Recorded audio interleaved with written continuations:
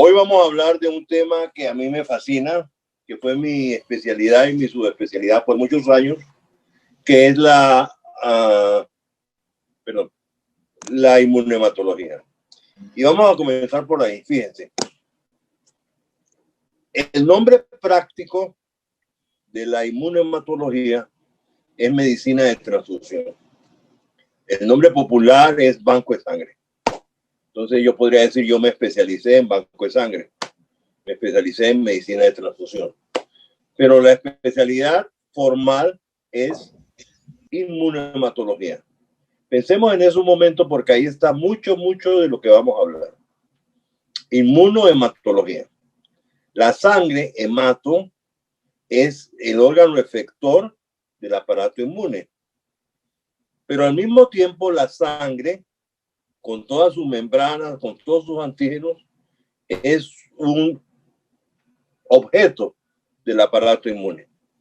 El aparato inmune se expresa a través de la sangre, anticuerpos, linfocitos, todo lo que ustedes quieran, y al mismo tiempo ve la sangre, ve los antígenos de la sangre. Es consciente, llamémoslo así, de molecularmente los antígenos de la sangre. Normalmente eso no nos causa ningún problema, no causa ninguna especial complicación en la medicina. Pero el problema consiste en que cuando transfundimos sangre, esta es la primera gran enseñanza de esta sesión, la transfusión es el trasplante más frecuente de la medicina.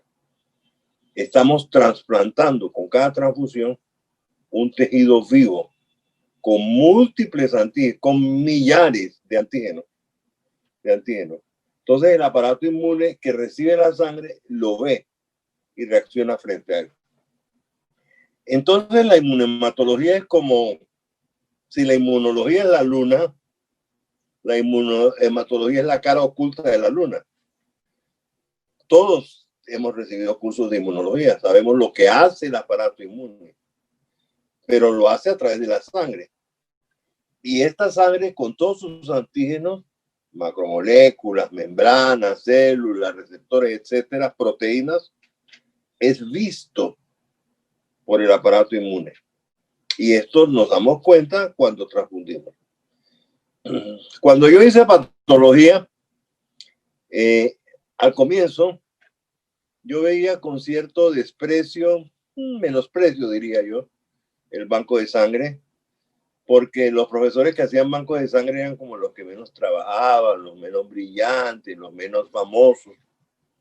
Y yo hice mi patología anatómica, conocí a los que hacían banco de sangre, pero no me llamó la atención. Luego hice patología clínica, toda la parte del laboratorio, de las pruebas de laboratorio, los valores predictivos positivos, negativos, curvas ROC, todo lo que vimos en una sesión. Pero tampoco me sorprendió, me enamoró el banco de sangre. Tenía que rotar por banco de sangre. Todos los patólogos rotamos por banco de sangre. Cuando yo roté por banco de sangre, la persona que me explicó banco de sangre era una muy buena persona y me trató de explicar la prueba Coombs. Y me la explicó mal. Quiero decir, me la explicó bien, pero no me satisfizo su explicación. Y yo quedé con esa pregunta, ¿qué es eso de la prueba Coombs? ¿Cómo funciona eso? Entonces, mi discurso durante toda mi residencia es que yo escogí banco de sangre porque no me explicaron bien la prueba Coombs. Y me refería a ese vacío que me quedó en mi educación sobre la prueba Coombs. Miren lo importante de los vacíos y las dudas. Y uno debe reconocer, esto no me lo explicaron bien, esto no lo aprendí bien, y en algún momento volveré a él. Entonces, al final de mi educación formal, patología anatómica, patología clínica, escogí un fellow. Y para sorpresa de algunos, escogí un fellow de banco de sangre. La verdad, voy a ser muy sincero con ustedes son mis amigos. Ya a esa altura de mi carrera, Yo era papá, tenía 2 hijos, llevaba 6 años en los Estados Unidos. Entonces escogí una especialidad como que no me costara mucho trabajo. Hacer una medicina fácil, una medicina que me diera tiempo de leer, de escribir, de hacer todo lo que ustedes saben que a mí me gusta. Y escogí banco de sangre. Y me especialicé en banco de sangre, en inmunohematología. Pero me fascinó. Y realmente escogí una época muy buena, muy retadora, porque era la época en que había chocado la crisis del VIH con los bancos de sangre, y había una cantidad de problemas interesantes que abordar. Entonces hice banco de sangre. Trabajé en banco de sangre, en American Red Cross. Y fue mi especialidad. Durante años trabajé en banco de sangre.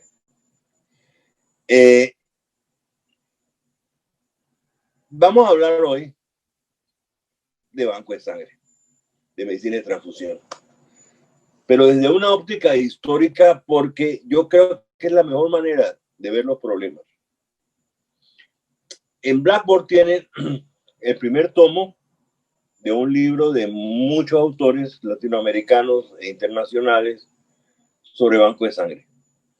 No se lo lean todo, no lo impriman todo, es un libro gigantesco, un libro pesado, pero tuve la dicha de que cuando escogieron a los autores, me escogieron a mí para escribir el primer capítulo sobre la historia de la medicina de transfusión, del banco de sangre. Y en ese capítulo planteé las 6 o 7 ideas fundamentales de la inmunohematología que a mí me conciernen, que yo creo que son las ideas fundamentales. Y vamos a tomar esa perspectiva. El capítulo lo tienen en el primer capítulo del libro que tienen en blanco. Y lo pueden leer ahí. Muy bien. La historia es esta. En 1492 era Papa Inocencio VIII. Y para las potencias europeas era muy importante que Inocencio VIII viviera, porque era un momento diplomático muy difícil, 1492. España acababa de conquistar el último reino moro, el reino de Granada. Era un país, llamémoslo así, completo por primera vez, con 2 reyes, fíjense, Isabel y Fernando, y ya había dudas sobre ese matrimonio, sobre la legalidad de ese matrimonio. Entonces era importante la autoridad papal. No solo eso, sino que se había descubierto un nuevo continente. Los portugueses y los españoles eran un imperio de colonias desde 1492. Colonias africanas y americanas. Entonces había que dividir el mundo entre España y Portugal. Era una situación diplomática muy delicada, y todo el mundo quería que el Papa viviera para que no hubiera cambios abruptos. Y a este pobre señor, Inocencio VIII, le da un accidente cerebrovascular. Y acaba en cama, paralítico, no puede hablar. Y había que conseguir que sobreviviera Inocencio VIII. En retrospecto, era mejor que hubiera sobrevivido porque pues a él lo reemplazó Borgia, Alejandro, el papá de César Borgia, y la iglesia vino de culo y de espaldas en términos coloquiales. Entonces era importante que Inocencio sobreviviera. Y estaba muriéndose. Y un médico judío, y no lo digo por ir en contra de los médicos judíos, sino por el contrario, los mejores médicos eran judíos.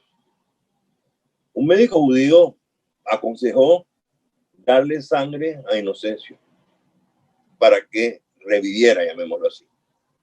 Entonces es la primera ocasión en la historia del uso terapéutico de la sangre. Fíjense, uso terapéutico de la sangre. No lo podían inyectar, pero se la dieron oralmente, que no sirvió de nada, pero por lo menos se planteó el uso terapéutico de la sangre. ¿Quiénes donaron esa sangre?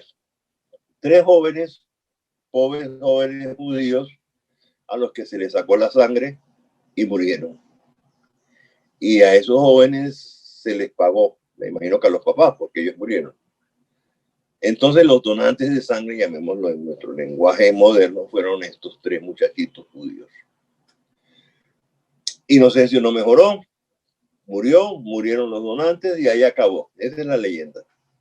Pero fíjense que en ese embrión de uso terapéutico de la sangre hay varias cosas interesantes. Primero, el uso terapéutico de la sangre.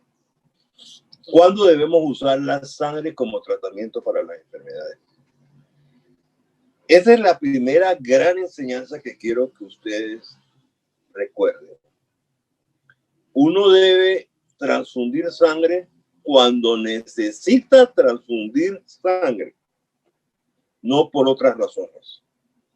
No porque el paciente se sienta mejor, no porque el paciente esté más rosadito, no porque el paciente se levante de la cama. Estas no son razones para transfundir sangre. Transfundir, pues, en nuestro lenguaje. Ellos no podían transfundir, lo intentaron oralmente. Pero quiero señalar el uso terapéutico de la sangre. Eso es algo nuevo en este momento. Y algo que nos ha acompañado por todos estos siglos. Estamos viviendo una pandemia por coronavirus. Todos estamos asustados, y los médicos más que todos, yo creo. Por allá en marzo o en abril de este año 2020 se planteó el uso de suero convaleciente, así se llama, para los infectados por COVID. Me explico. Personas que hayan infectado por coronavirus y hayan sobrevivido, donan su sangre, se saca el suero y ese suero se le inyecta, ese suero convaleciente, se le inyecta a personas que están comenzando la infección. Es un uso terapéutico. Cuando a mí me plantearon esa posibilidad por allá en marzo, en abril, me preguntaron realmente. Alguien me llamó por teléfono y me dijo, mira, ¿tú qué sabes de eso? Dije, eso tiene que ser peligrosísimo. Que a uno le inyecte suero, anticuerpos de otra persona, eso tiene muchos peligros. Ay, pero es una terapia, todo el mundo, y se escribe eso, que hace 100 años se hacía. No es una terapia nueva.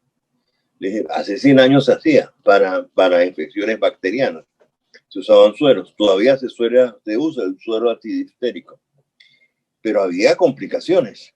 Ustedes en inmunología van a ver que uno de los modelos de enfermedad inmunológica es la enfermedad del suero. Y era eso. Pacientes a los que se inyectaba suero de otro animal, de otra persona, actualmente era otro animal, caballo, vaca, lo que fuera, hacían unas reacciones inmunes peligrosísimas, que iban desde el shock anafiláctico hasta la vasculitis, hasta lo que ustedes quieran. Porque inyectarle a una persona anticuerpos de otra persona es peligroso. Por lo que acabamos de decir, el aparato inmune ve el producto sanguíneo y sabe que es un producto sanguíneo distinto de otra persona que él nunca ha visto. Y hace anticuerpos, se forman complejos inmunes, viene glomerulonefritis, viene artritis, viene shock anafiláctico, lo que ustedes quieran. Entonces, inyectar anticuerpos a otra persona es peligrosísimo. Hasta que se enfermó el presidente Trump hace 3 semanas y lo trataron con un anticuerpo, el Regeneron. Pero ese anticuerpo era monoclonal. O sea, no es un anticuerpo natural. Es un anticuerpo fabricado en un laboratorio. Entonces tiene todas las garantías de que no va a ser una reacción inmune. Porque se ha tratado, porque se ha hecho, etc. Y hubo sugerencias de que se le diera suero convaleciente. Yo que soy antitrompiano dije, ojalá se lo den y se complique ese viejito y acabemos este problema. Pero no se lo dieron. No se lo dieron. porque dar el suero de otra persona es algo muy complicado inmunológicamente, por muchas razones.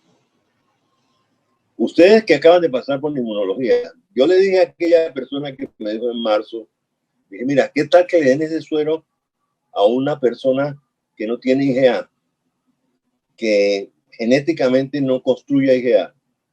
Lo primero que te va a hacer en 2 minutos es un shock anafiláctico, porque eso se ha descrito en la historia. La gamaglobulinemia A, si recibe suero de una persona con IgA, hace shock anafiláctico.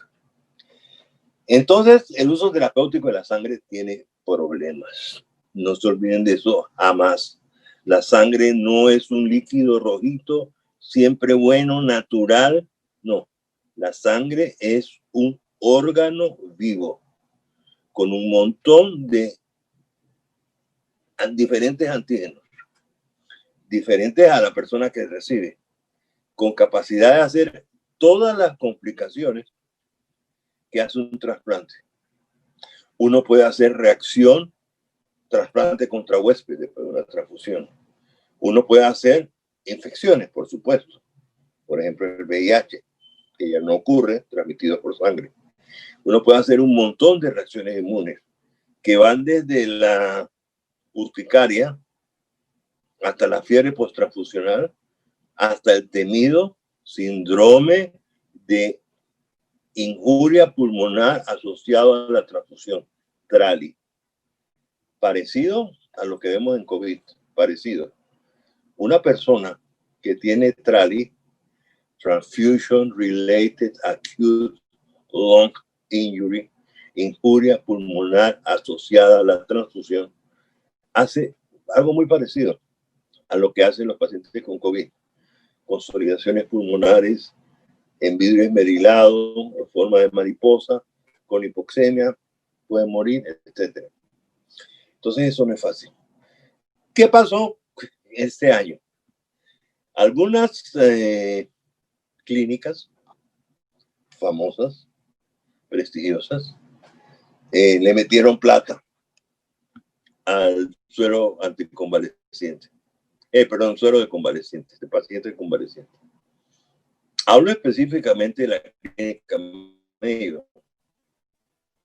Aquí que ser sincero con ustedes, hay un poquito de prejuicio anti la clínica Mayo, porque yo me entrené 1 hora al norte en Minneapolis, en un sistema hospitalario distinto al de la clínica Mayo. Yo nunca fui a la clínica Mayo. Ellos mandaban residentes a rotar con nosotros, pero la clínica Mayo es una clínica pequeña de práctica privada, con unos pacientes muy bien estudiados, que tienen todo lo que necesitan.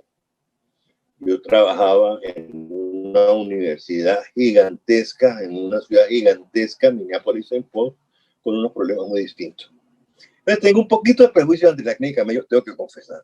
Entonces yo me sonreí cuando la clínica Mayo empezó a publicar una serie gigantescas de pacientes a los que le habían dado suero convaleciente y que habían mejorado.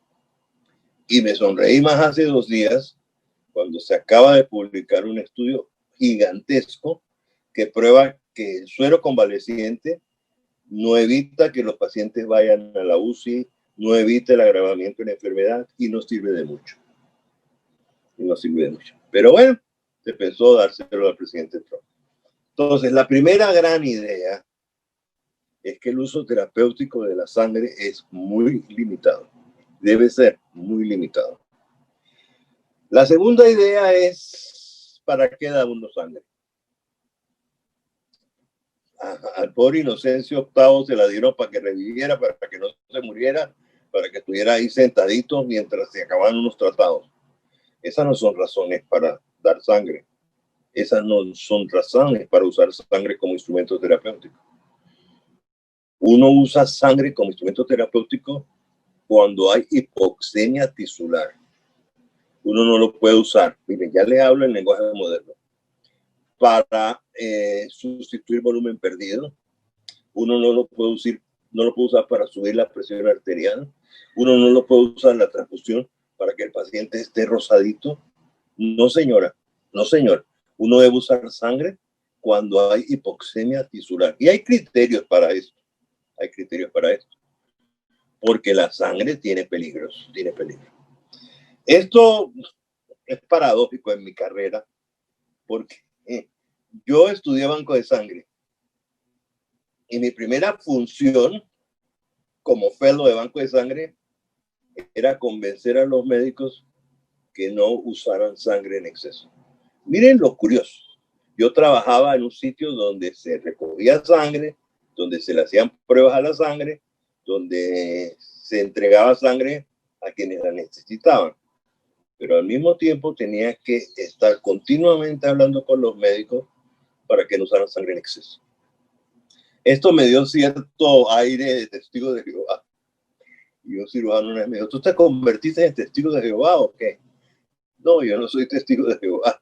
Yo soy católico, apostólico, romano y pecador, como todos los testigos de Jehová. Pero simplemente yo sé que uno no debe usar la sangre en exceso. Tengo un punto. Jamás transfundan una sola unidad de sangre. Una sola unidad de sangre no sirve para nada. Es malgastada, es mal usada. Un criterio de calidad de los hospitales es que nadie transfunda una unidad de sangre. Si ustedes van a usar sangre, si necesitan sangre, necesitan 2 o 3 o 4 unidades, porque es un caso muy grave. Pero una unidad de eritrocitos no sirve para nada. Muy bien. Entonces hay que medirse en el uso de la sangre. Y tercera gran enseñanza de ese embrión de leyenda de 1492. ¿Qué le pasó a los donantes? Se murieron. Primero que todo, a los muchachitos esos se murieron porque a papá le dieron plata para que sacarle la sangre a los pelados. Eso jamás de los jamases se puede hacer en inmunohematología moderna. Uno nunca debe pagarle a los donantes para que den sangre, ni para que den productos sanguíneos, ni para que den plaquetas, ni nada. Eso no lo debe hacer uno. Al grupo anterior le contaba una historia de Colombia. Fíjense, en Colombia está prohibido por ley del Congreso desde hace muchos años las plantas procesadoras de plasma. Fíjense lo que ocurre. En los Estados Unidos y en otros países, el banco de sangre se divide en 2 grandes ramas. Hay una rama clínica, médica, que es lo que yo hice en los hospitales, que estudia la transfusión. Pero hay otra rama, se llama la industria de los bancos de sangre, que es bancos de sangre que recogen sangre, alcohol a personas en la calle. En el caso en particular en Minneapolis, había una gran población aborigen donde yo trabajaba, India americana, y con un grave problema de abuso de drogas y de alcoholismo. Y esa gente era desempleada y donaban la sangre para que les dieran dinero. Entonces hay como 2 ramas de banco de sangre. El banco de sangre formal, terapéutico, médico, que es lo que estamos hablando, y el banco de sangre industrial. ¿Qué pasa con la sangre donada en el banco de sangre industrial? Se procesa, se purifica, si podemos llamarlo así, de microbios, de virus, de lo que sea, y la separan en distintos componentes. Albúmina, anticuerpos, distintos anticuerpos, anti-A, anti-IgG, lo que fuera, fracciones específicas de que necesitemos de proteínas. Es toda una industria de procesamiento industrial de la sangre. Esa parte está prohibida en Colombia.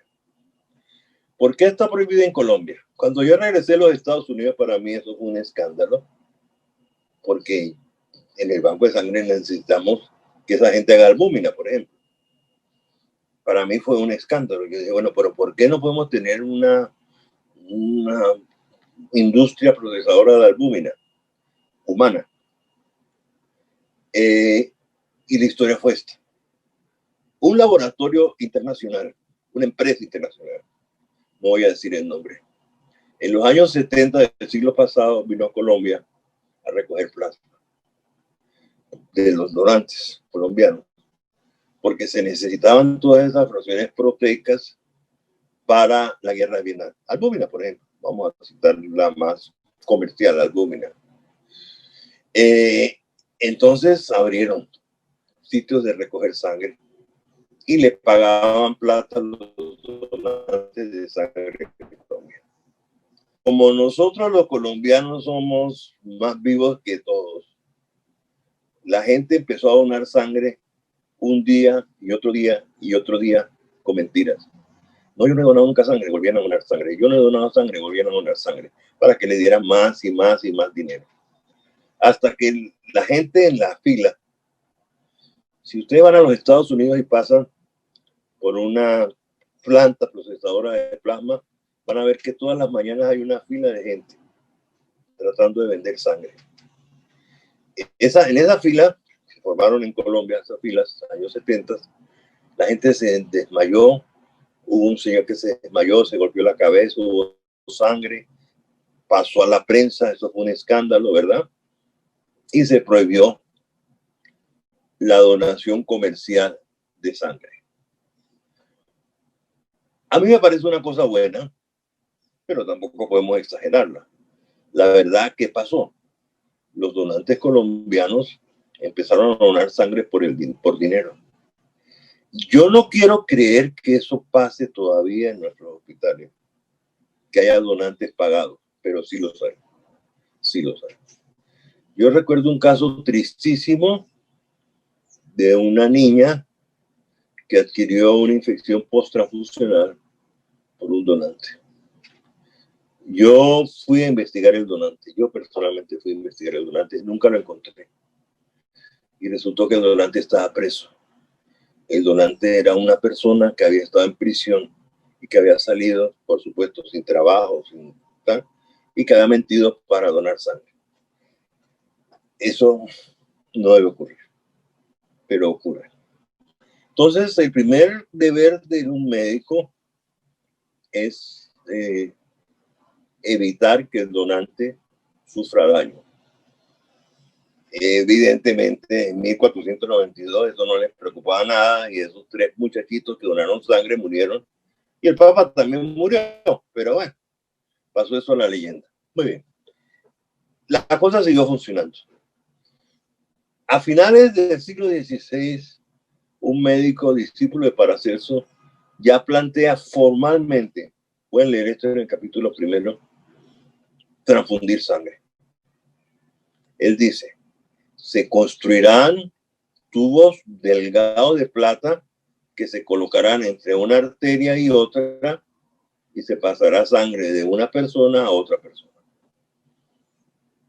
Teóricamente lo decía, eso se debe intentar hacer.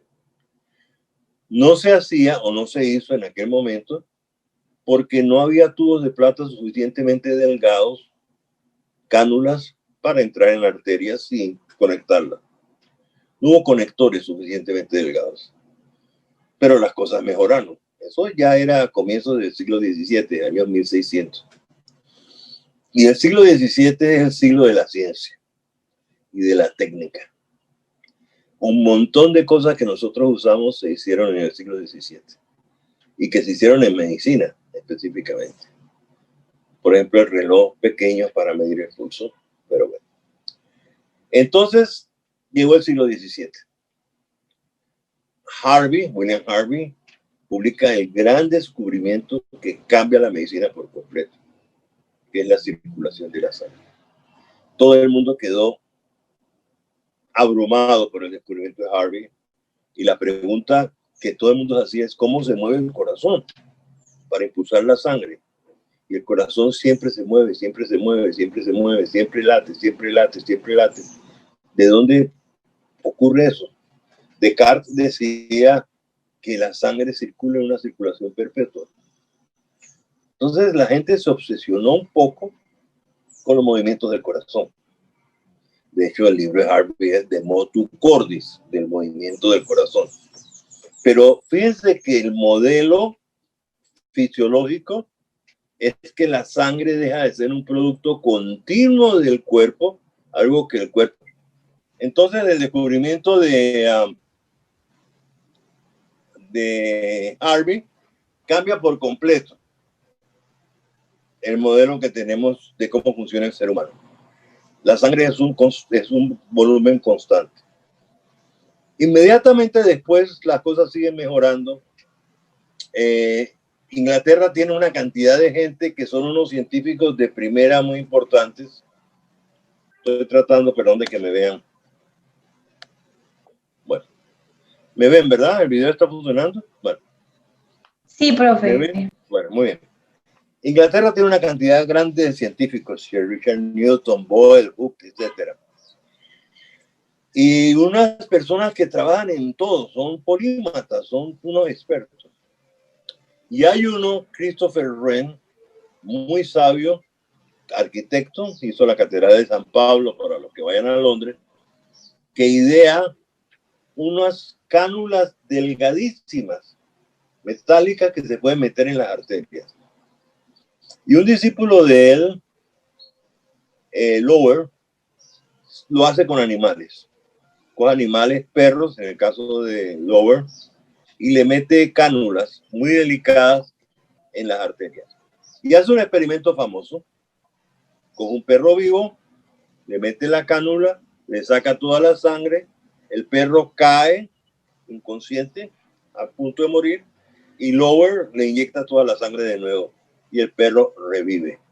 Entonces se empieza a pensar, uno puede inyectar sangre en animales para revivirlo. Y empiezan a hacer distintos experimentos. Pero ocurre algo muy... cosas, diría mi abuelita, cosas de Dios. Claro que no son cosas de Dios. En el año 1666, 666, para los que lean el Apocalipsis, se llama el año del diablo en la historia inglesa. Ocurren 3 desgracias grandes seguidas. Una peste bubónica en Londres, la última patada, la última pandemia de peste bubónica en Inglaterra. Luego una guerra que pierde Inglaterra, aunque no lo acepta, con Holanda y Francia.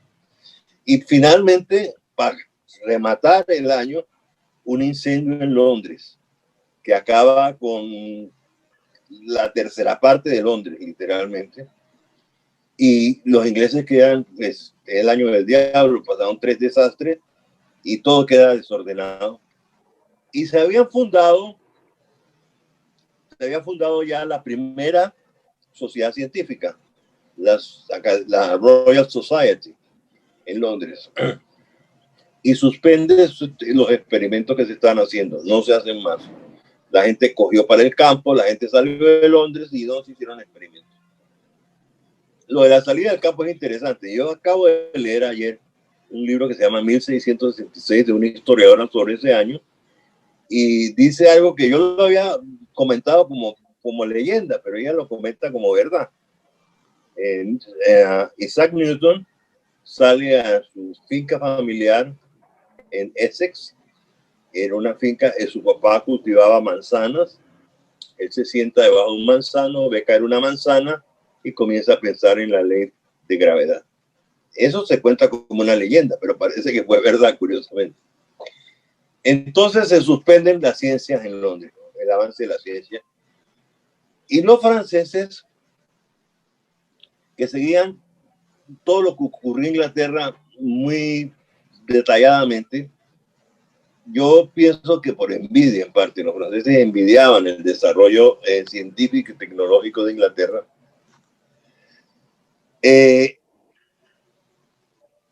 Descubre o conoce, perdón, que en Inglaterra se están haciendo experimentos con transfusión de sangre en animales. Y ya habían tratado de transfundir sangre de un cordero a una persona. Ellos buscaban pacientes psiquiátricos que estuvieran muy agitados y le transfundían sangre de corderos para calmarles el temperamento, que se volvieran como una ovejita. Yo siempre que cuento esto, digo, hay muchas transfusiones que las hemos hecho por razones psiquiátricas.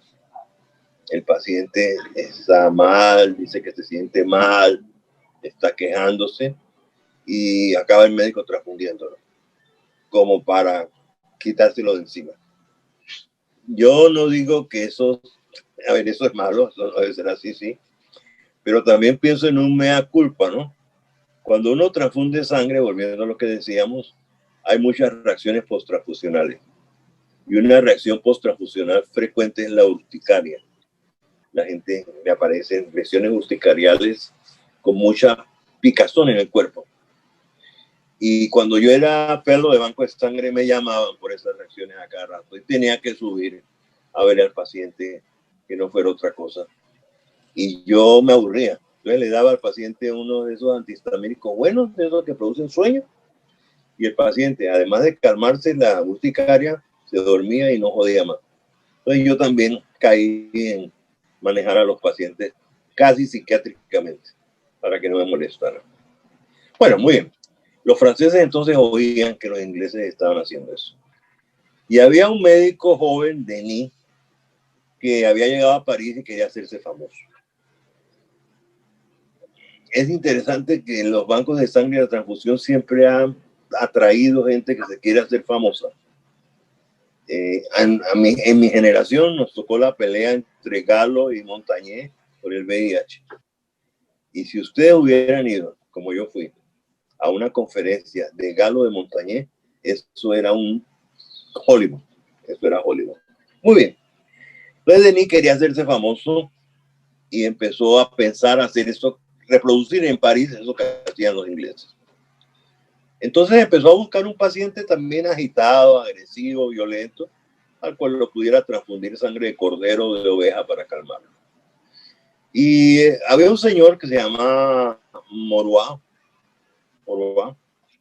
que vivía en el Marais, el barrio más hermoso de París. No se lo pierda cuando vayan a París. Nadie va al Marais.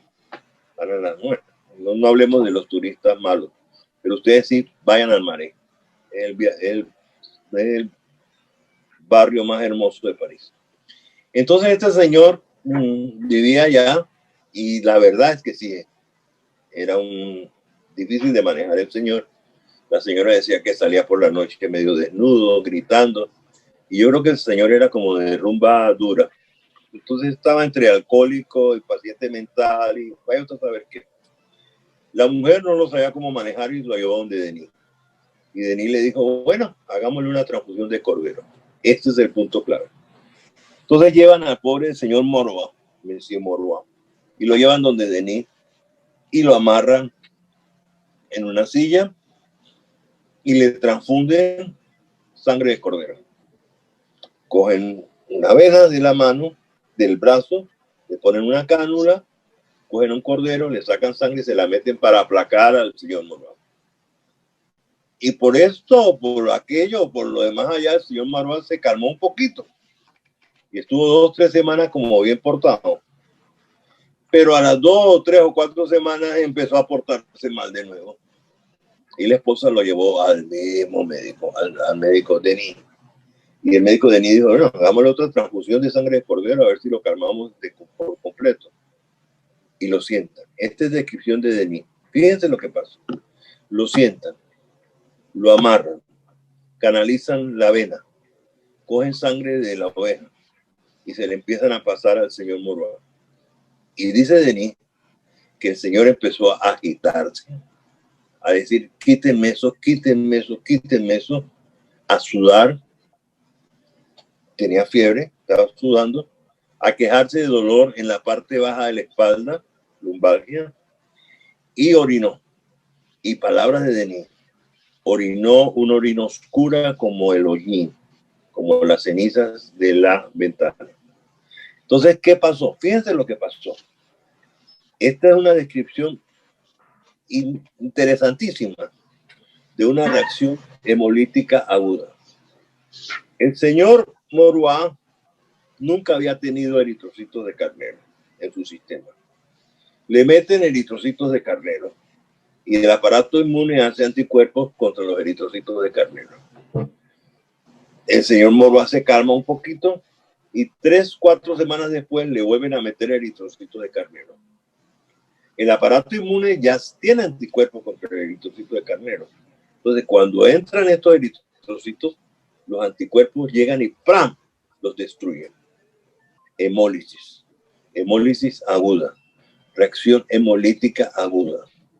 Esto activa la cascada del complemento, lleva a falla renal, lleva a hemoglobinuria, la orina oscura como hollín, a dolor muscular, la lumbalgia, a fiebre, a desesperación, y el Señor dice que le saquen eso, que le quiten eso. El Señor se lo sacaron, el Señor sobrevivió. El Señor a las pocas semanas murió. Y la esposa, que era un personaje, este caso está requete investigado históricamente, porque se convierte en un caso legal, fíjense. La esposa demanda a Denis, porque dice que su esposo murió a las pocas semanas por el tratamiento de la transfusión de sangre de cordero. Denis se defiende y dice que él hizo lo que la señora quería, etcétera, etcétera. El caso va a las cortes francesas. Y las cortes francesas finalmente encuentran a Denis culpable. Y el resultado final de todo este enredo es que se prohíbe la transfusión humana en Francia, luego en el Vaticano, luego en España, luego en Inglaterra, en toda Europa, se prohíbe la transfusión humana. La gente la prohibió más bien por razones filosóficas, porque les parecía perverso, llamémoslo así, que los hombres recibiéramos sangre de animales. Sí, será perverso, eso no tiene ni pie ni cabeza. ¿Por qué lo hacía la gente? Porque querían calmarlo el temperamento de los pacientes. Pero no es eso lo importante es la reacción hemolítica aguda. Es la primera descripción detallada de una reacción hemolítica aguda. De hecho, ocurre porque es la primera transfusión humana repetida en el señor Morvan. Entonces, se prohíbe la transfusión humana y nadie vuelve a transfundir sangre por 150 años o más. Hoy, mirándolo desde nuestra óptica, y este caso ha sido requete estudiado y requete investigado, entendemos muy bien lo que pasó. Vuelvo y digo, los eritrocitos de la oveja o del carnero entraron al sistema inmune del señor Morvan.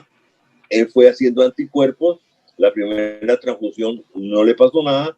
La segunda transfusión ya se encontró los anticuerpos contra los eritrocitos y vino una hemólisis aguda. Esto se prohibió, entonces, esto llevó a la prohibición de la transfusión y a los médicos nos dio tanto miedo y nos produce miedo todavía la reacción hemolítica aguda, que todo el banco de sangre moderno, todo el banco de sangre, todos los bancos de sangre están hechos para evitar la reacción hemolítica aguda, para evitar que los eritrocitos transfundidos se destruyan en cuanto entren a la persona transfundida. Eso es lo que los bancos de sangre, por encima de todo, quieren evitar, porque eso lleva a activación del complemento, falla renal, etcétera, y a muerte del paciente muchas veces. ¿Cómo van a ver ustedes la reacción hemolítica aguda como médicos hoy, siglo XXI? La van a ver. Espero que no muy frecuentemente, la van a ver. 1, 2 o 3 casos al año en hospitales grandes. Por ejemplo, ustedes son cirujanos. Ustedes tienen un paciente en anestesia general. El paciente está sangrando mucho. Por ejemplo, una varices esofágica, por decir algo. Y ustedes gritan, tráiganme sangre, tenemos que transfundir al paciente. En el apuro y la urgencia, traen bolsas de sangre, bolsas de eritrocitos. Las colocan en el paciente. Y en el apuro, se equivocan en alguna bolsa. La bolsa que entra al paciente no es del grupo de sangre del paciente. Ya sabemos hoy, y vamos a ver ahora cómo llegamos a eso, que la persona O tiene anti-A y anti-B, que la persona A tiene anti-B, que la persona B tiene anti-A y que la persona AB no tiene ni anti-A ni anti-B. Eso llevó a la vieja denominación, que no es tan correcta, de que el grupo O era el dador universal Estos eritrocitos pueden entrar a cualquier persona, como no tienen A ni B, no se hemolizan, y el grupo AB era el receptor universal. Eso no es cierto, pero eso eran como hace 20 años, eso eran las grandes denominaciones. Bueno, entonces ustedes están operando y se equivocan en una unidad de eritrocitos. Entran los eritrocitos al paciente, se lisa. El paciente tiene todas las complicaciones que tuvo el señor Moroa. Fiebre, hipertermia, dolor, etcétera. Pero como está anestesiado, no se dan cuenta. ¿Cómo se dan cuenta ustedes? Ustedes bajan la mirada y ven la bolsa de orina y ven la orina oscura, de color negro o rojo oscuro, con hemoglobinuria. Entonces ustedes detienen la cirugía, ven las bolsas y ven que está pasando una sangre equivocada. Como digo, eso ocurre 1 o 2 o 3 veces en el año en los hospitales grandes. No debe ocurrir. Hacemos todo lo posible porque eso no ocurra, pero como se dice en inglés, si ustedes me perdonan, shit happens. La mierda ocurre y de repente, ¡pam!, hubo una equivocación. Y hay distintas narraciones de esto. Que se equivocó el auxiliar, que se equivocó la niña del banco de sangre, que se equivocó el que llevaba la bolsa de sangre, etc. Hay distintas narraciones. ¿Qué he visto yo? Fíjense. Cuando yo trabajaba en el banco de sangre del HV, alguna vez ocurrió alguna de ellas. Entonces yo subí corriendo al 4º piso, a la sala de cirugía, a ver al paciente al que le habían puesto sangre equivocada. Y el señor, yo llegué asustado y el señor estaba consciente. ¿Qué siente? No, doctor, nada, aquí estoy como usted me ve. El señor tenía una sonda nasogástrica, un tubo pleural, catéteres, perdón, tenía la parotomía abierta, tenía una sonda vesical. Entonces el señor estaba herido por una puñalada, si me acuerdo, varias puñaladas, si me acuerdo bien, en tórax, en abdomen, etcétera. Ese señor estaba hemolizando desde antes de llegar al hospital por las puñaladas. Las puñaladas llevaron a que la sangre se derramara en el peritoneo, en la pleura, etcétera, y ahí se hemolizara. Entonces este señor estaba hemolizando. Que hemolizara más por los 100 mililitros de sangre que le habían pasado equivocados, ni sumaba ni restaba mucho. Ese paciente que les cuento sobrevivió. Eso llevó a que los residentes de cirugía frecuentemente me decían, no, doctor, es que esos pacientes vienen aquí cada 3 semanas heridos por una cosa, por la otra, atropellados, apuñaleados, disparados, lo que sea. Y a esos tipos no les pasa nada. Usted les puede poner la sangre equivocada y no les pasa nada. Yo creo que es porque muchos de ellos están politraumatizados y están hemolizando desde que llegan al hospital. Que hemolicen más o menos, puede ser que el sistema lo perdone, que el sistema no le importe mucho. Muy bien. Pero esa es una reacción hemolítica aguda, la del siglo XVII, que le pasó al doctor Denis. ¿Cómo acabó el cuento? A Denis lo condenaron, le quitaron la licencia, el señor Moroa, después de salvarse, se murió, sí. Después, la esposa había dicho que se murió por la transfusión. Las investigaciones recientes hacen sospechar que la mujer fue la que lo envenenó. Parece ser, pues, entonces que el señor Moroa no era nada bien portado y nadie quería que sobreviviera. Hasta se ha especulado que médicos rivales de Denis hubieran complicado el caso. Pero es un caso que se sigue investigando y que llevó a la prohibición de las transfusiones humanas. Durante 150 años no progresamos nada. No se transfundió sangre de un lado o del otro. Los casos en que se transfundió sangre de animales llevaron a que se burlaran de la medicina en el teatro varias veces. Y a veces tenemos que aguantar eso, ¿no? Que la cultura se burlen de nosotros. Hasta el siglo XIX. ¿Qué pasa al comienzo del siglo XIX? todavía era válida la medicina galénica. La medicina galénica hacía muchas sangrías. La teoría de hacer sangrías era que el cuerpo muchas veces trataba de expulsar sangre mala a través de la hemorragia. Entonces, la hemorragia era hasta buena en algunos casos. Por ejemplo, en una pierna amputada se infectaba y había hemorragia y ellos pensaban, los galénicos, que el cuerpo estaba tratando de expulsar la sangre podrida. Era una manera de pensar muy distinta a nosotros. Hasta que alguien empezó a estudiar lo de la sangría.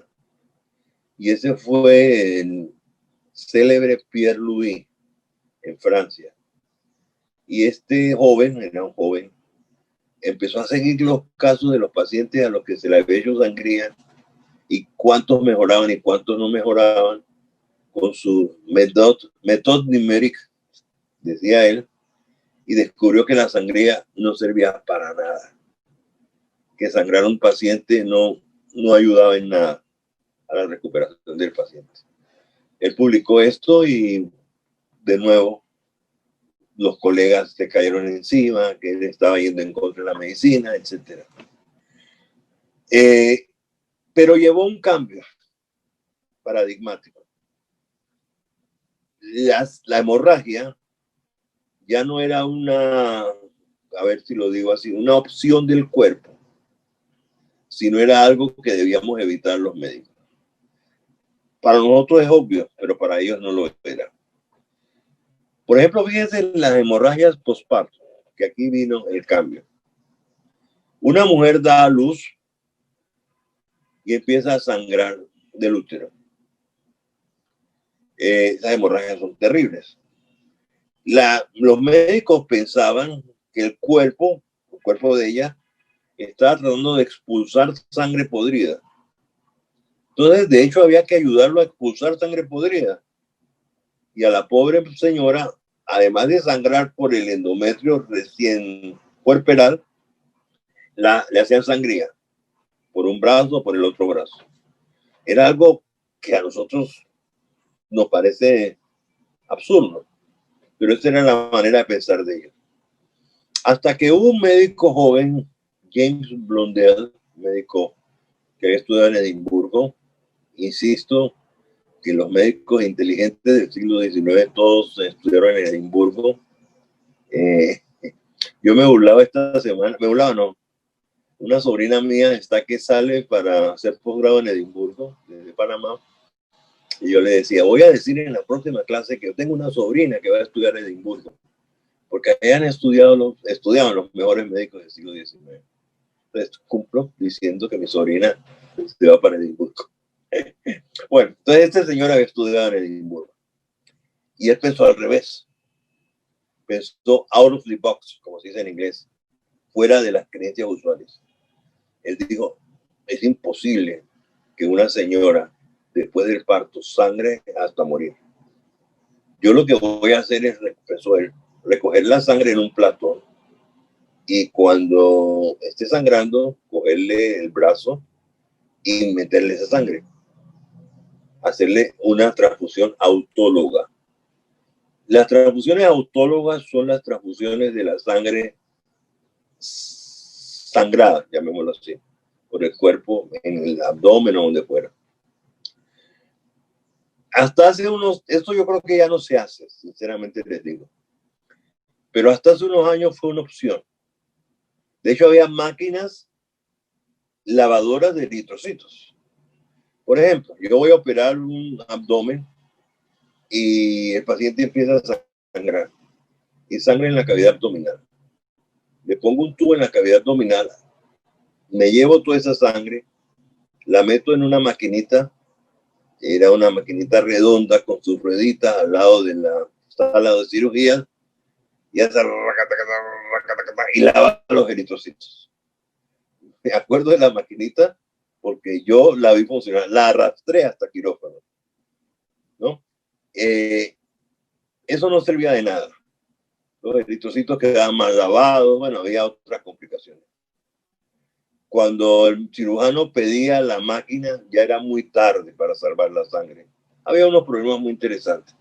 De hecho, ya no se debe hacer, creo yo, la transfusión autóloga. Pero hace 20 años, la gente le tenía tanto miedo al SIDA que decía, doctor, yo no quiero que usted nunca me coloque sangre de otra persona. Si yo sangro, colóqueme la sangre que yo he sangrado. Miren, interesante, ¿no? Y se hizo. No lo estoy contando, yo lo vi, se hizo. Eso no sirvió de nada, ni es importante hacerlo. Y yo no creo que ya se haga. Eso se llamaba transfusión autóloga. Pero eso fue lo que hizo Blondel hace 200 años, con la sangre que había sangrado la señora. Y él publicó sus experiencias en 1828 y mostró sobrevivencia en hemorragias postpartos. Entonces volvió la idea, esto es lo importante, en medicina, de la transfusión de sangre. En este caso no de ovejas, sino humana. El problema era de quién es la sangre que voy a transfundir. Y ahí está el problema. Pasó otra cosa curiosa. En el siglo XIX hubo grandes epidemias de cólera y el paciente con cólera se deshidrataba, perdía tanto líquido que se deshidrataba. Entonces había que hidratarlo. Y alguien pensó en la transfusión para recuperar el volumen perdido. Pero por supuesto, la transfusión nunca iba a recuperar el volumen perdido en una gastroenteritis colérica, esos litros de sangre que se pierden. Eso es otro mundo. Los pacientes en epidemia de cólera los acostaban en camas con un hueco en la mitad para que ahí hicieran diarrea, porque se deshidrataban por la diarrea. Entonces se pensó en transfundir algo parecido a lo que los pacientes expulsaban. Yo pienso que así fue que pensaron. Y empezaron a transfundir leche. ¿Ustedes se imaginan que uno reciba en la sangre leche? Porque eso se parecía, la verdad sea dicha así, a la diarrea lactosa en cólera. Es una diarrea muy líquida con algo de moco que parece leche. El hecho es que hubo transfusión de leche. Y la gente pensaba que eso servía. Porque la leche creían, ahí está en el capítulo 1, lo pueden leer, que la leche formaba leucocitos. Miren la idea tan bizarra, que la leche formaba leucocitos. Esa manera de pensar se acaba con la patología de Birkhoff. Birkhoff dice, omnicélula es célula. Todas las células vienen de otras células. Los leucocitos entonces no aparecen de la leche, ni los leucocitos aparecen de la pus. ¿Listo? Entonces cambia de nuevo la manera de pensar. Muy bien. Inmediatamente después de Birkhoff aparece la teoría, yo siempre digo la teoría infecciosa de las enfermedades, que ya no es una teoría, ya sabemos que las infecciones producen enfermedad. Pero Pasteur y Koch comenzaron a promover la teoría infecciosa de las enfermedades. Es sorprendente cómo hace apenas 150 años la gente no pensaba en las infecciones como causa de las enfermedades. Muy bien. Entonces empiezan a estudiar las infecciones como causa de las enfermedades, infecciones bacterianas, etc. Y descubren una cosa interesante. En la sangre hay algunas moléculas que ellos no conocen bien y que aglutinan algunas bacterias. Y entonces aquí surge el nombre aglutinina. Son algunas moléculas que ellos no conocen bien que aglutinan las bacterias. Hoy lo sabemos que son anticuerpos, antibacterianos, que aglutinan y destruyen las bacterias. Pero se llaman todavía en muchos libros de banco de sangre y de inmunología aglutinina. Entonces aparece una persona muy inteligente, Karl Landsteiner, vienés, austríaco, judío, que es el padre de la inmunohematología moderna.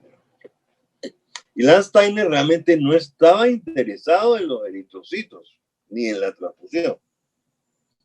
Él estaba interesado en el manejo de las infecciones, pero estaba estudiando para eso sueros de sus compañeros. Él era médico en Viena y sacó sangre de sus compañeros médicos y empezó a separar los eritrocitos del plasma y a mezclar los eritrocitos de distintas personas con el plasma de otras personas. Y descubrió, este es el descubrimiento seminal, que naturalmente, se llama naturalmente, ustedes y yo tenemos aglutininas antieritrocitarias, que en nuestra sangre hay anticuerpos que aglutinan los eritrocitos. Entonces él empezó a clasificar las personas y vio que había 3 grupos de personas. Primero, personas A, personas B, personas 0. O como se dice, pero realmente 0. Personas que tienen una sustancia teórica llamada A, otros tienen una sustancia teórica llamada B y otros tienen no tienen ni A ni B, 0, que es lo que nosotros llamamos O. Un año después, eso fue en 1901, un año después, unos discípulos de él, italianos, descubren personas que tienen A y B. ¿Cuál es nuestro modelo actual? Aparecen los grupos sanguíneos eritrocitarios. ¿Cuál es nuestro modelo actual? ¿Cómo vemos esto? Los eritrocitos tienen glicoproteínas en la superficie. Y estas glicoproteínas acaban en distintos grupos de azúcares, con distinto orden, fructosa, glucosa, ¿no? Distintos órdenes.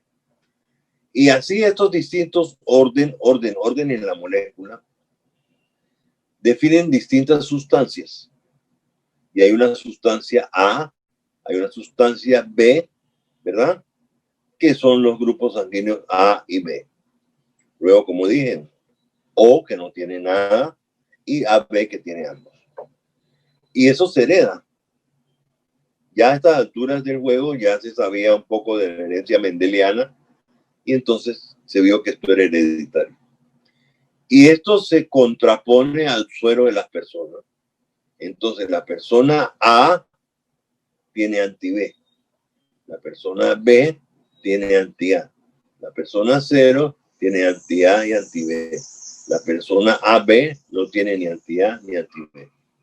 Entonces se divide toda la humanidad en 4 grupos ABO. A, B, O 0, vuelve a decir, y AB. ¿De qué nos sirvió eso? En saber que la reacción hemolítica aguda tiene que ver con eso y que la evitamos separando a las personas en grupos sanguíneos. Entonces, de ahí viene la denominación clásica, que yo creo que ya está superada, pero que ustedes se las enseñaron en secundaria probablemente. El grupo 0 es el dador universal. Los eritrocitos del grupo 0 pueden entrar en cualquier persona sin destruirse. Las personas AB son los receptores universales, porque no tienen ni A ni B en la sangre. Esto no es tan simple, pero esta división primitiva, no primitiva, sencilla, de los tipos de sangre, nos permitió la transfusión de sangre sin reacción hemolítica. Y eso fue el nacimiento del banco de sangre moderno. Y cuando se le dio el premio Nobel a Lance Steiner, unos 30 años después, se le dio por descubrir los grupos sanguíneos antigénicos. Muy bien, eso nos permitía entonces recibir sangre, separarla en grupos y transfundirla. ¿Qué pasó en el siglo XX? Hubo guerras, muchas guerras, demasiadas guerras. De hecho, algunos historiadores dicen que hay una sola guerra grande en el siglo XX que comienza en 1914 y que termina cuando termina probablemente la guerra de Vietnam. Y luego viene la Guerra Fría. Guerras, primero la Primera Guerra Mundial, la Guerra de España, la Segunda, la Guerra de Corea, etcétera, etcétera. Muy bien. Y en esta guerra, ¿qué se necesitaba? Transfundir a los heridos. ¿Cómo transfundió uno a los heridos? Separándolos en grupos sanguíneos. Una pequeña historia, en este caso de la Primera Guerra Mundial. Necesitábamos preservar la sangre y la preservamos en botellas de vidrio. Cosas que yo conocí, yo no soy tan joven, yo conocí sangre en botellas de vidrio, en recipientes de vidrio. ¿Cómo se conseguía que la sangre no se coagulara?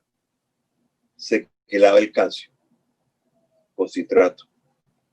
¿Quién descubrió esto? Es una pelea hasta hoy entre los ingleses y los argentinos. Los argentinos dicen que un argentino la descubrió, los ingleses que un inglés. No se sabe bien, pero en la Primera Guerra Mundial hubo ya transfusiones. En la Guerra de España, en el año 36, en noviembre del 36, era un aficionado a la Guerra de España.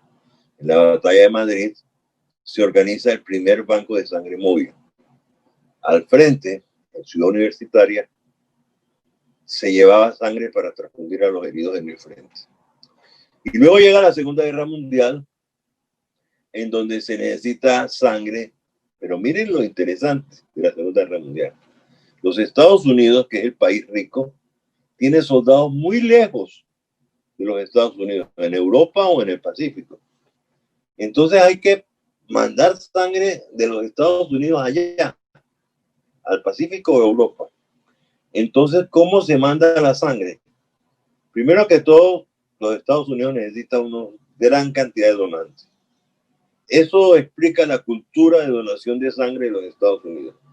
En los Estados Unidos, muchas personas religiosamente donan sangre religiosamente quiero decir por el hábito, donan sangre todos los años, porque se ha creado una cultura de donación de sangre que tiene que ver con la Segunda Guerra Mundial. Y al mismo tiempo se buscaba preservar la sangre, que son la historia de los preservativos de sangre, y se buscaba, como ya no era tanto donar sangre, sino preservar el volumen, se empezó a transfundir el suero. De ahí viene la palabra suero que todos nuestros pacientes usan. Cuando un paciente, me da risa, pues nosotros nos sonreímos. Cuando un paciente está en el hospital en Colombia con una solución salina, la abuelita, la mamá dice, ay, le pusieron ya suerito. Eso no es suerito, eso es solución salina. Pero el suero, la parte líquida de la sangre, se preservó, se congeló, se usó en la Segunda Guerra Mundial. Y ahora que estamos muy consternados por el racismo en los Estados Unidos, la persona que descubrió cómo congelar el suero era afrodescendiente. Y durante años no se le dio el mérito. Ahora sí, se le da el mérito. Pero realmente el racismo en los Estados Unidos no es nada nuevo. Muy bien. Pero pasaron otras cosas con las que quiero terminar. Los grupos ABO nos llevaron a estudiar los grupos antigénicos en los eritrocitos.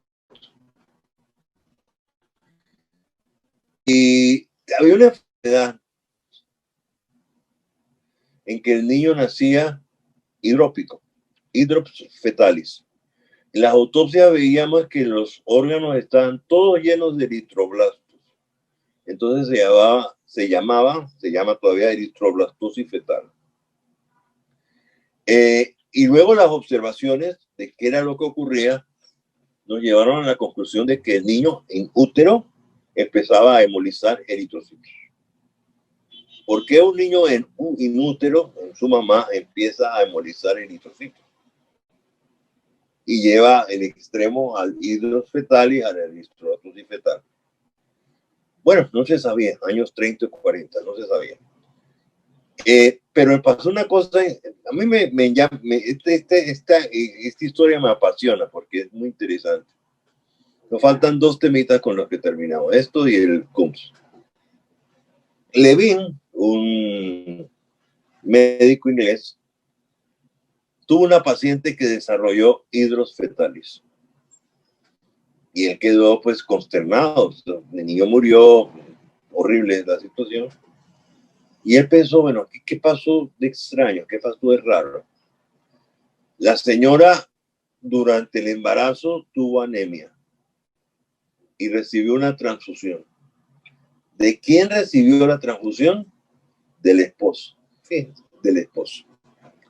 Eso no era una situación extraña. Como no había muchos donantes de sangre, la señora, por ejemplo, llegaba al parto y sangraba mucho, que no era este el caso, había que buscar un donante de sangre y las donaciones eran de donante vivo a receptor vivo. Lo acostaban a uno encima del receptor, le hacían la conexión arteria-vena y el donante le pasaba la sangre al receptor. Quien descubrió cómo hacer esto se ganó un premio Nobel, pero no era una persona admirable, dejémoslo ahí. Descubrió cómo hacer las suturas de arteria-vena. Bueno, averigüen quién es, no es una persona admirable, era un fascista de marca mayor. Pero bueno, entonces este señor Levin vio que la señora había recibido sangre del esposo, pero en los grupos ABO no había incompatibilidad. Entonces él dijo, tiene que haber otra cosa. Y empezó a estudiar y efectivamente había otro antígeno que no era ABO, que causaba destrucción de los eritrocitos. Él lo llamó D más, D menos. Las personas, las Steiner y otros, que estudiaron en Rockefeller en Nueva York, en la misma situación, usaron monorresus para hacer las investigaciones. Y de ahí viene el nombre RH. Entonces se descubrió otro sistema antigénico humano, en que hay personas D y personas D negativas. En otras palabras, en las palabras de RH positivas y RH negativas. La molécula es distinta a la ABO. Es una molécula compleja que nadie conoce bien cómo está formada, pero tiene por lo menos 3 polipéptidos, ¿no? Y hay un polipéptido grande, el D, que lo hace a uno D positivo. Pero las personas que no tienen ese polipéptido son D minúscula negativo, D negativo. Y hay muchos misterios, pero es la verdad. Hay personas RH positivos, hay personas RH negativos. Misterios quiero decir en cómo está conformada la molécula. Yo le gasté tiempo a estudiar esto y no tengo una imagen mental de la molécula. Puede ser que ya la hayan encontrado, pero yo no la tengo.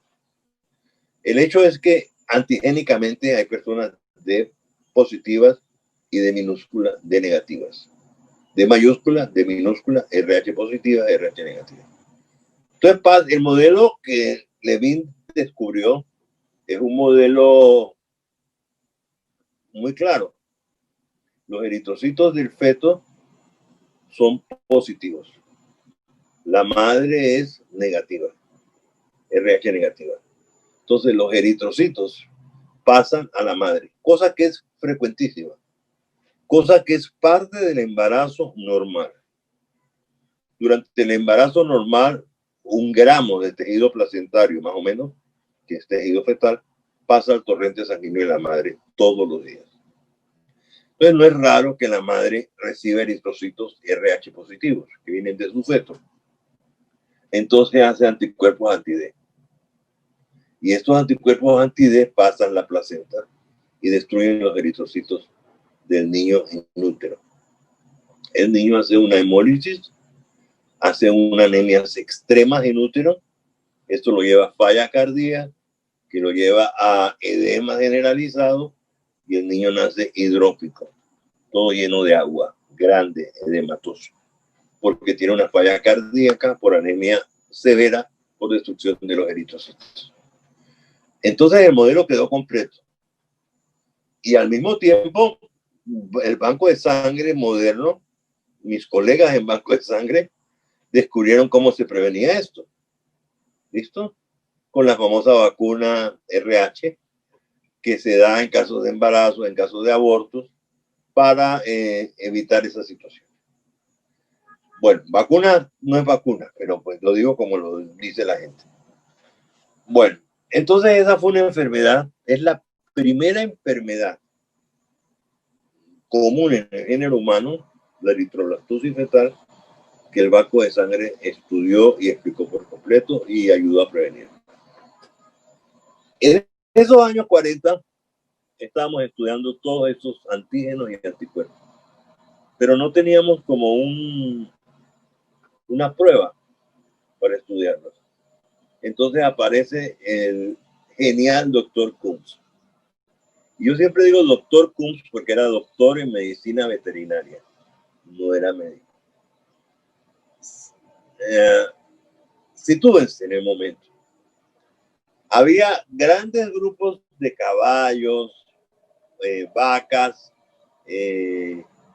ovejas, en que uno inyectaba bacterias y las ovejas, los caballos, las vacas, hacían anticuerpos contra esas bacterias. Entonces yo cosechaba ese suero con esos anticuerpos y los usaba en la terapia de las infecciones. Esto se debe a que esto es antes de la penicilina, no teníamos antibióticos. Entonces, la única forma de combatir las infecciones clínicas era con sueros. Y el doctor Coombs trabajaba en una fábrica de sueros, llamémoslo así. Entonces a él se le ocurrió algo, a mí me parece genial. Digo, ¿qué tal que yo no inyecte en los animales bacterias, sino que yo inyecte en los animales suero humano, o sea, anticuerpos humanos? Los animales van a hacer anticuerpos contra los anticuerpos humanos. Y eso es el suero Coombs. El suero Coombs es la AHG, se dice en inglés, Anti-Human Globulin, globulina antihumana, que es un anticuerpo que antes yo conseguía en animales, ahora es monoclonal, contra los anticuerpos humanos. Entonces me permite señalar, buscar los anticuerpos humanos. Y me explico. Esta es la última idea. Los eritrocitos viven cubiertos de anticuerpos. ¿Por qué? Porque el sistema regulatorio humano no tolera niveles altos de complejos inmunes flotantes. Si hay muchos complejos inmunes, que es lo que pasa en lupus, en muchas enfermedades, a lo mejor en COVID pasa algo parecido, por lo que les voy a decir más adelante. Si hay muchos complejos inmunes flotantes, circulantes, estos complejos inmunes se atascan en las redes capilares. Las redes capilares más extensas son las del riñón, las del cerebro, las del pulmón. Entonces, al atascarse en esa red capilar, suscitan inflamación en esos sitios. Y tenemos la glomerulonefritis, la neumonitis, la cerebritis. Entonces, el sistema fisiológico humano no tolera un nivel alto de complejos inmunes circulantes. ¿Cómo los maneja? Los pega a los eritrocitos. Los eritrocitos tienen un receptor de complemento CR1, Complement Receptor Type 1, que se pega a las fracciones de complemento. Entonces, el complejo inmune es una proteína antigénica, su anticuerpo, y el complemento queda disparado, pegado ahí. Entonces, el receptor del complemento pega eso. Entonces, el eritrocito viaja por toda la circulación cubierto de complejos inmunes. ¿Esto qué consigue? Consigue que no tengamos muchos complejos inmunes circulantes y consigue, más importante, que los complejos inmunes vayan al sistema retículo endotelial. Y en el sistema retículo endotelial, sobre todo el del hígado, el del vaso y la médula ósea, tenemos macrófagos, células de Kupffer en el hígado, que limpian los eritrocitos de esos complejos inmunes, los fagocitan de distintas maneras. En el hígado arrancan el complejo inmune, en el vaso se comen al eritrocito. Son distintas maneras y es importante la diferencia, pero no vamos a entrar en este detalle. De tal forma que hay un sistema circulante de eritrocitos que baja el nivel de complejos inmunes circulantes, porque se pegan a la superficie del eritrocito. Entonces, ¿cómo descubrimos esos complejos inmunes? Con el suero Kunz. El suero Kunz es un anticuerpo contra anticuerpos humanos. Entonces, se pega a los anticuerpos de los que va recubierto el eritrocito. Y me explico algo fundamental. Las membranas, el endotelio, los eritrocitos, tienen una gran cantidad de cargas negativas que hacen que se repelan. Eso consigue que los eritrocitos viajen sin pegarse a la membrana. Eso consigue que el endotelio íntegro, sano, no dispare la coagulación. Eso tiene un montón de ventajas. Pero los eritrocitos en la sangre no van pegados el uno al otro. Cuando hay muchos anticuerpos sí se pegan, porque una rama del anticuerpo coge un lado y la otra el otro. Eso pasa en hipergamaglobulinemia. Si yo cojo esos eritrocitos y les echo suero Kunz, se aglutinan. Entonces, para eso sirve el suero Kunz, para aglutinar eritrocitos. Y aglutinando eritrocitos descubro qué anticuerpos tienen en la superficie. Y eso es todo lo que se hace en inmunohematología a partir del suero Kunz. Es sorprendente para lo que nos ha servido el suero Kunz. Es un bisturí de anticuerpos. Es una manera de detectar los anticuerpos fácilmente. Y para terminar, mi razón para estudiar banco de sangre fue que yo no entendía bien las pruebas Kunz. Pero luego de estudiar esto, las entendí. Ustedes las van a usar, por ejemplo, en lupus. En lupus hay muchos anticuerpos, las pruebas Kunz son positivas. En anemias hemolíticas, cuando los eritrocitos se están destruyendo por anticuerpos contra eritrocitos, sea asociados a drogas o lo que sea, Kunz es positivo. Cuando uno entra a la tercera edad, uno se le va desregulando el aparato inmune. Va perdiendo como el orden en el aparato inmune. Tiene muchos complejos inmunes. Tiene Kunz positivo. En el embarazo, en el primer trimestre, hay muchos anticuerpos. Tiene Kunz positivo. Entonces, el Kunz positivo no es signo de enfermedad. El Kunz positivo es un instrumento para descubrir anticuerpos que cubren los eritrocitos. Repito, y con eso termino. Tener un Kunz positivo no es estar enfermo. Yo creo que tengo un Kunz positivo a mi edad. Si alguna de ustedes está en embarazo, debe tener un Kunz positivo en el primer semestre.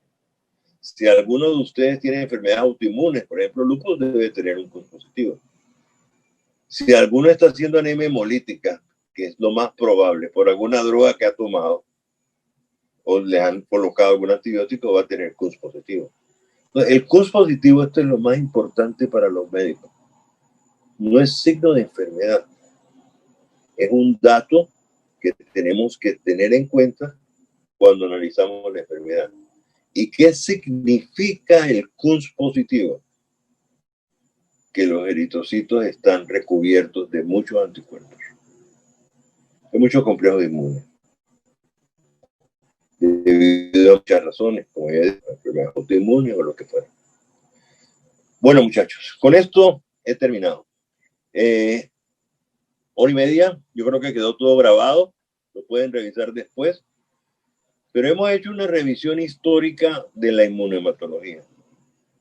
Por un lado, porque tiene historias muy interesantes, como ustedes vieron, historias verdaderamente fascinantes. Pero por otro lado, he tratado de explicar cómo surgieron las distintas ideas de las enfermedades asociadas a la transfusión. Y no hemos hablado de las enfermedades infecciosas. Y no hemos hablado de las reacciones post-transfusionales. Eso es para cuando ustedes entren en clínica. Ahí ojalá nos encontremos de nuevo y hablemos de ellas. ¿Listo? Bueno, muchas gracias. Se me acabó la voz. Y hasta próxima ocasión.